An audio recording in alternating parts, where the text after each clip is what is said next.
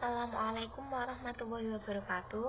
Di sini saya akan menyampaikan materi lanjutan dari Saudari Putri Akilitno tentang materi sejarah hukum fikih. Sebelumnya perkenalkan, nama saya Zuhratul Hawa, NIM 202310069. Yang pertama, pengertian hukum fikih. Secara bahasa, hukum merupakan penetapan sesuatu atas sesuatu. Hukum dibagi menjadi dua, yaitu hukum taklifi dan hukum wadi. Secara etimologi, fikih berasal dari kata faqaha yufaqihu dikhan, yang berarti pemahaman. Jadi, fikih menunjukkan arti untuk memahami agama Islam secara utuh dan komprehensif.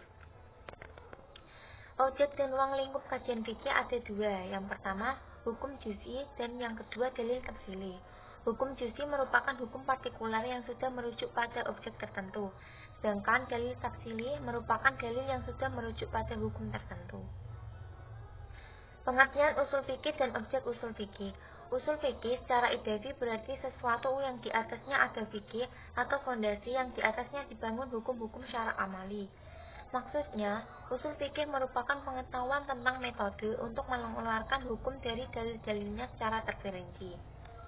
Tujuan usul fikih adalah untuk mengetahui dalil syara, baik yang menyangkut bidang akidah, ibadah, muamalah, akhlak maupun uqobah.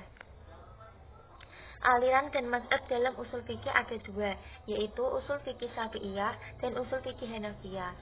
Usul fikih Syafi'iyah yaitu pandangan aliran yang bersifat teoritis, logis, dan fisiologis, yang didiskusikan secara rasional dengan dasar pertimbangan atau syara.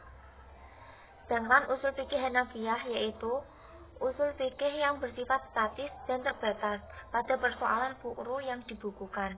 Ironisnya diperparah dengan ulama Hanafi yang hanya mengenali kaidah demi menguatkan dan mempertahankan argumentasinya, sehingga usul fikih statis dan tidak dinamis. Namun mazhab ini telah memberikan kontribusinya, seperti desain mazhab yang mempertahankan mazhabnya, sentral pembahasannya terhadap persoalan al-furu, dan pengajian usul fikih dari fikih secara simultan. Pengertian mazhab.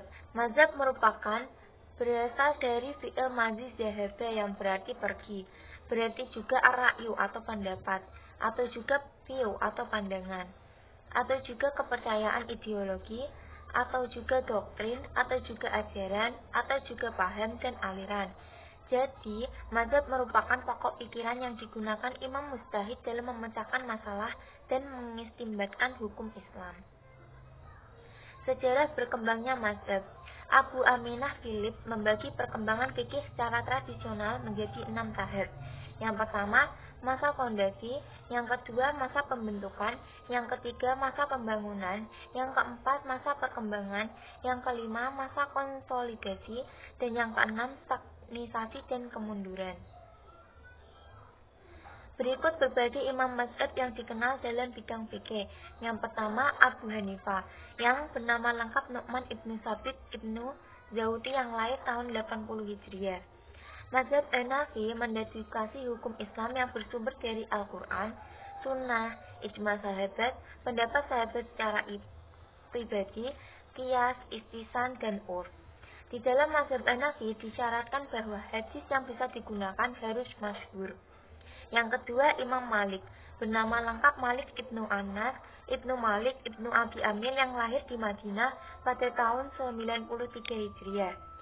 Imam Malik merumuskan sumber hukum Islam yang diurutkan sesuai dengan tingkatannya, yaitu Al-Quran, Sunnah, praktek masyarakat Madinah, ijma, qiyas, dan tradisi masyarakat, kemaslahatan atau istilah, dan urf.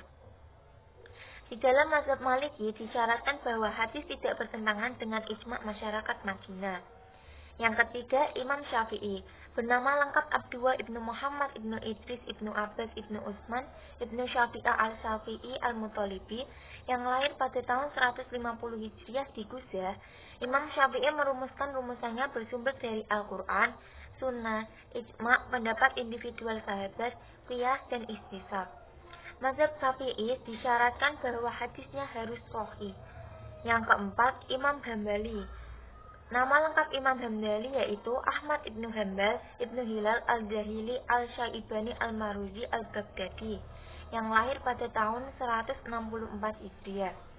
Imam Hambali menggunakan sumber hukum yang berasal dari Al-Quran, Sunnah, Ijma, pendapat individu sahabat, hadis do'if, dan qiyas. Di dalam mazhab Hambali disyaratkan bahwa hadis harus berasal dari Rasulullah, bukan maudhu atau palsu. Perkembangan ijtihad. Ijtihad merupakan proses para ulama untuk menemukan hukum yang sesuai dengan nas agama untuk dijadikan hukum Islam di zamannya. Namun semakin lama perkembangan kajian fikih atau ijtihad terhenti dikarenakan terjadinya kodifikasi. Gerakan kodifikasi merupakan upaya untuk menyimpan hasanah ilmu para ulama. Namun, di sisi lain menjadi penyebab para ulama yang berikutnya untuk merasa cukup dengan apa yang sudah tersedia sekarang. Pada zaman ini berkembanglah tradisi diskusi mazhab yang terjadi antara penganut mazhab satu dengan yang lainnya. Pada zaman ini berkembanglah tradisi diskusi mazhab yang terjadi antara penganut mazhab satu dengan mazhab lainnya. Penyerangan antar mazhab dalam zaman ini menyebabkan fanatisme yang menghilangkan sikap tasamuh dan ukhuwah antara sesama muslim. Persoalan yang fatal merupakan suatu keberanian dengan melakukan manipulasi riwayat dengan mempertahankan mazhab yang dianut. Sehingga di zaman ini muncullah fatwa-fatwa yang tidak sesuai dengan nas agama.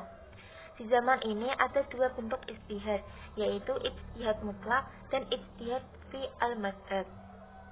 Dikarenakan akhir-akhir ini muncul banyak kegelisahan intelektual yang diekspresikan melalui sebuah kecemasan, sehingga para imam melahirkan berbagai gagasan yang dilontarkan oleh pakar, berupa suruhan untuk menelaah kitab klasik seperti Al-Quran. Sekian dari kelompok kami. Terima kasih. Wassalamualaikum warahmatullahi wabarakatuh.